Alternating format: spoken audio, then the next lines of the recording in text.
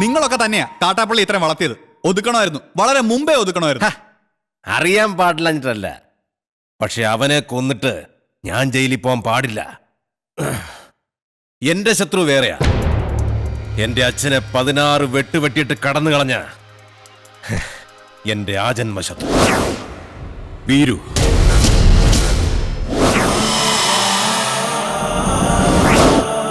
അവനെ എനിക്ക് കൊല്ലേണ്ടത്. അവൻ ചതിച്ചതെങ്ങനെയാന്ന് മല്ലയ്ക്ക് അറിയണ്ടേ? ഒരിക്കൽ മസിനഗുഡിയിലെ തോട്ടത്തിൽ നിന്ന് അച്ഛൻ മടങ്ങി വരികയായിരുന്നു.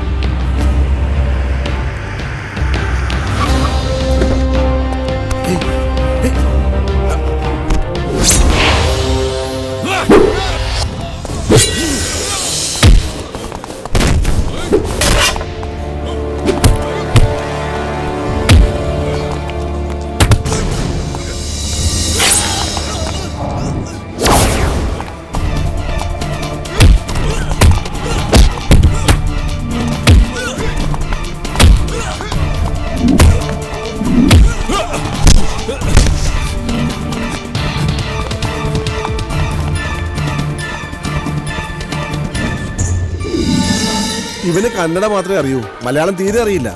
ആരും പോലും ഇല്ലാത്തവനാ. വീരുന്ന പേര്. ഒരു മകനെ പോലെ തന്നെയാ അച്ഛൻ അവനെ കൊണ്ടു നടന്നത്.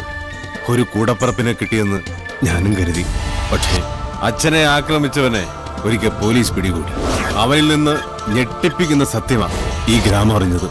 വീരു അവന്റെ സംഘത്തിൽപ്പെട്ടവൻ തന്നെയായിരുന്നു. ഒരു സഹായിയെ പോലെ കടന്നുകൂടി വൻ കവർച്ച നടത്താനായിരുന്നു അവരുടെ പദ്ധതി. ഇത് അറിഞ്ഞതോടെ എന്റെ അച്ഛനെയും കുറുപ്പച്ഛനെയും ആക്രമിച്ച് പണം തട്ടിയെടുത്ത് അവൻ ഓടി.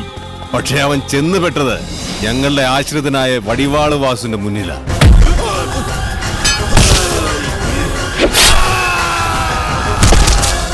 രക്ഷപ്പെടാനാവാതെ കാട്ടിലൊളിച്ച വീരുവിനെ അന്ന് രാത്രി പോലീസ് പിടികൂടി. പിറ്റേന്ന് തെളിവെടുപ്പിനായി അവനെ കൊണ്ടുവന്നപ്പോ എല്ലാ കുറ്റങ്ങളും അവൻ സമ്മതിച്ചു. പണം മോഷ്ടിക്കാൻ വേണ്ടിയല്ലേ നീ ഉണ്ണിത്താനെ വെട്ടിയത്? നീ മുദ്ദതാനെ അതന്നെ ഞാൻ കേൾത്തു. ഒളിപ്പിച്ചു വെച്ച തൊണ്ടി മുതൽ കണ്ടെടുക്കാൻ പോകുന്ന വഴി അവൻ പിന്നെയും ഒരു ചതി കാണിച്ചു. പോലീസും നാട്ടുകാരും എത്ര ശ്രമിച്ചിട്ടും അവനെ പിടികൂടാനായില്ല. അവൻ രക്ഷപ്പെട്ടു കളഞ്ഞു. പക്ഷെ ദൈവം ഉണ്ടെങ്കിൽ അവനെ എന്നെങ്കിലും എന്റെ കൺമുന്നിൽ കൊണ്ട് തരും. അന്ന് എന്റെ അച്ഛനെ വെട്ടിയതുപോലെ അവനെ വെട്ടിയെരിഞ്ഞ് നാട്ടുകാരുടെ മുന്നിലിരുന്ന് ഞാൻ. അത്രയ്ക്ക് ദ്രോഹമാ ഈ കുടുംബത്തോടവൻ ചെയ്തത്. അവനെ മകനെ പോലെ സ്നേഹിച്ച മനുഷ്യനെയാ അവൻ ജീവച്ഛവം പോലെ കടത്തിയത്. അവന്റെ ക്രൂരത നിങ്ങൾക്ക് കാണണ്ടേ? ദേ നോക്ക്.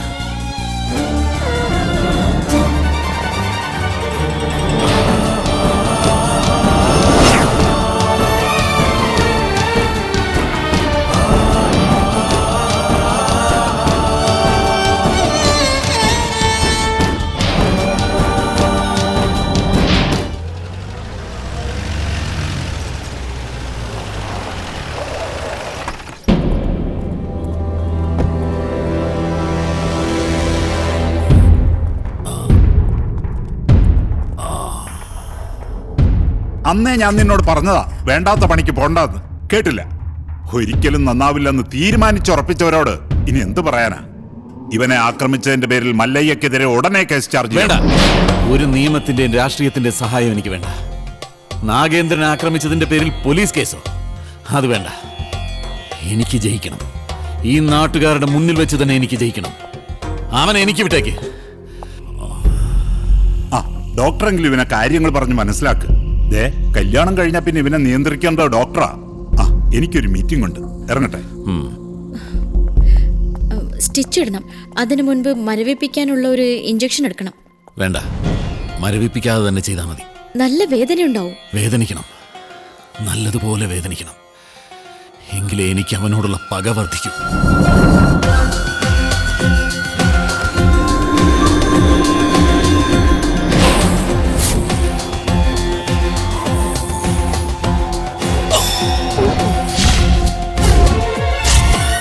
എന്ത് പറ്റിയതാ? മതമിളകിയ ആന വന്നപ്പോ നെഞ്ചും വിരിച്ചു നിന്നതാ. അത് കുത്തിയേച്ചും പോയി.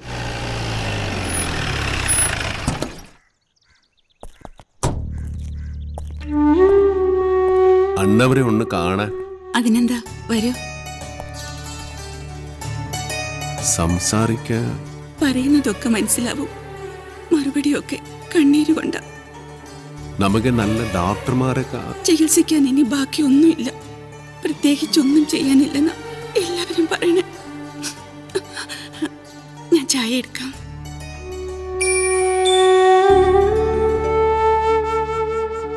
എന്നെ മനസ്സിലായ ഇതിനാണ് വീറും അന്നവര് മകനെ പോലെ സ്നേഹിച്ച വീറുവനാണ്.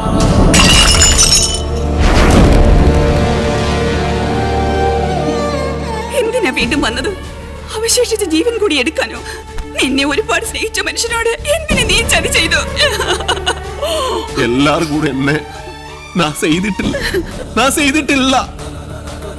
എനക്ക് ഇവര് ഭഗവാൻ മാതിരി. ഭഗവാൻ ആരെങ്കിലും ഉപദ്രവിക്കുമോ? എന്നെ വിശ്വസിക്കണം. അമ്മയെങ്കിലും എന്നെ വിശ്വസിക്കണം. ഞാൻ ആരെയും സതിക്കാൻ പറ്റില്ല. എനിക്ക് ഭഗവന്ത എല്ലാ കുത്തരും ഇവരെന്നെ ഈറ്റിത്തിലിട്ടിയ അണ്ണവരെ ഒന്നും പറയും. ഞാനല്ലത് ഒന്നും പറയും. മതി, പൊയ്ക്കോ. എന്റെ മോനോ നാട്ടുകാരോ അറിയുന്നതിന് മുമ്പ് ഈ നാട്ടിന് തന്നെ പൊയ്ക്കോ. ഇല്ലെങ്കിൽ നിന്റെ ജീവൻ പോലും അപകടത്തിലാവും. അയ്യോ, എന്ത് പറ്റി? അയ്യോ, എന്താ ഇത്?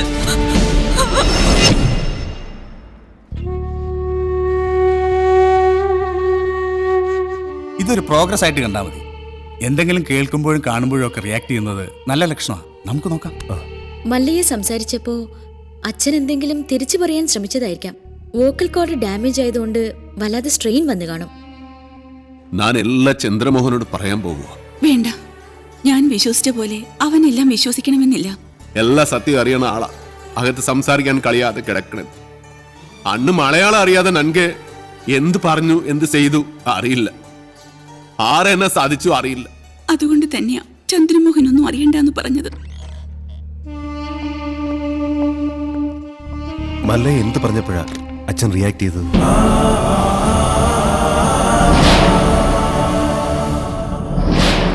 എല്ലാത്തിനും അവസരം വരും. ഇപ്പൊ ഒന്നിനും പോണ്ട.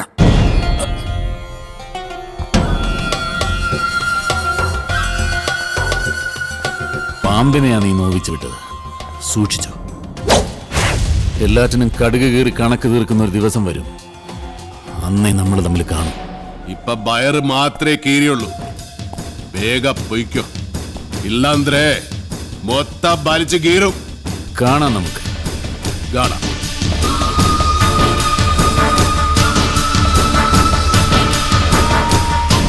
തളർന്നു കിടന്ന് ഉണ്ണിത്താന്റെ മുന്നിൽ ചെന്നു മല്ലയ്യ കർണാടകയിൽ എന്തോ മന്ത്രം ചൊല്ലിയതും ഉണ്ണിത്താൻ ചാടി എണീറ്റ് നിൽക്കുക കേട്ടെ. ചാടി എഴുന്നേറ്റ് പഞ്ചായത്ത് ഗ്രൗണ്ട് വഴി 2 റൗണ്ട് ഓടി. ഒന്ന് പോടോ. കൂടി വന്നാൽ മല്ലയ്യ ദശമൂലം ദാമൂന്ന് പറഞ്ഞു കാണും. ഉണ്ണിത്താൻ അത് കേട്ടൊന്ന് ഞെട്ടിയും കാണും. ഇപ്പൊ അതൊന്നുമല്ല പ്രശ്നം. ഡോക്ടർ ലക്ഷ്മിയെ കാട്ടാപ്പിള്ളി കെട്ടുവോ അതോ മല്ലയ്യ കെട്ടുവോന്നാ? പെണ്ണിന് വേണ്ടിയുള്ള യുദ്ധം ചരിത്രാതീത കാലം മുതലേ തുടങ്ങിയതാ. പണ്ട് അമേരിക്കയിൽ എന്താണ് സംഭവിച്ചത്? ഈ നായിന്റെ മോനെ ഇനി ഞാൻ കൊന്നു കളയും. നീ എന്ത് പറഞ്ഞാലും എന്തിനാണ് അമേരിക്ക പോകുന്നത്? അത് പോട്ടടാ രാമു. അല്ല പിന്നെ ഇവനെന്താ സായിപ്പ് ഉണ്ടാക്കിയത്? മേലിൽ നീ വായനശാലയിൽ പുസ്തകം വായിച്ചോണ്ടിരുന്ന നിന്റെ കണ്ണി ഞാൻ കുത്തി പൊട്ടിക്കും. ഓ, എന്റെ കയ്യിൽ എസ് മോഡൽ കത്തിയില്ലാതായി പോയി. പാലിന്റെ പാത്രം ഒഴിഞ്ഞെങ്കിൽ തന്നോളൂ. ഓഹോ, നീ മല്ലയ്യയുടെ വീട്ടിൽ കയറി താമസിച്ചിട്ടും മല്ലയ്യയുടെ മനസ്സിൽ കയറി താമസിച്ചത് ആ ഡോക്ടർ പെണ്ണായി പോയല്ലോ ഗൗരി. ചില മുതലാളിമാരൊക്കെ അങ്ങനെയാ പരമുള്ളേ. വീട്ടിലൊരു സെറ്റപ്പ് ഉണ്ടെങ്കിലും കല്യാണം കഴിക്കുന്നത് വേറെ പെണ്ണിനെ ആയിരിക്കും. പെണ്ണില്ല. മാപ്പൊന്നും പറയണ്ട, പൊക്കോ. വൃത്തിയായിട്ടവൻ ഉമ്മ വെച്ച് നിൽക്കുന്ന. ചെവിയും കേട്ടൂടാ, കണ്ണും കണ്ടൂടാ. ശിവനെ, ഇത് യാത് ജില്ല? നിക്കണേ അവിടെ. തൽക്കാലം മല്ലയെ ഇത് അറിയണ്ട. പെങ്ങളൂട്ടി പൊക്കോ. യുവമാരൊന്നും ശരിയല്ല, പൊക്കോ. സ്ത്രീകളെ ഞാൻ തല്ലാറില്ല, പക്ഷെ ഇതുപോലെ ചിരിക്കുന്നവന്മാരെ ഞാൻ വെറുതെ വിടാറുമില്ല. കമന്റ് അടിച്ചിട്ട് ചിരിക്കുന്നവടാ കള്ളക്കളവാ. ചിരിക്കടാ, ധൈര്യം ഉണ്ടെങ്കിൽ ചിരിക്കടാ. നിനക്കൊക്കെ എന്നെ ശരിക്കും അറിയാൻ പാടില്ല. എടാ, നീയൊക്കെ ബോംബെയിലെ അധോലോകമായ ധാരാവി ധാരാവി എന്ന് കേട്ടിട്ടുണ്ടോ? ഞാൻ കേട്ടിട്ടുണ്ട്, പോയിട്ടുണ്ട്. എന്താടാ അണ്ണ, ഇനി പോകുമ്പോ എന്നെ കൂടെ കൊണ്ടുപോകൂ. സത്യം, ഞാൻ ഇതുവരെ പോയിട്ടില്ല. ഫുൾ ചെലവ് എന്റെ വക. കൊണ്ടുവന്നു പറ.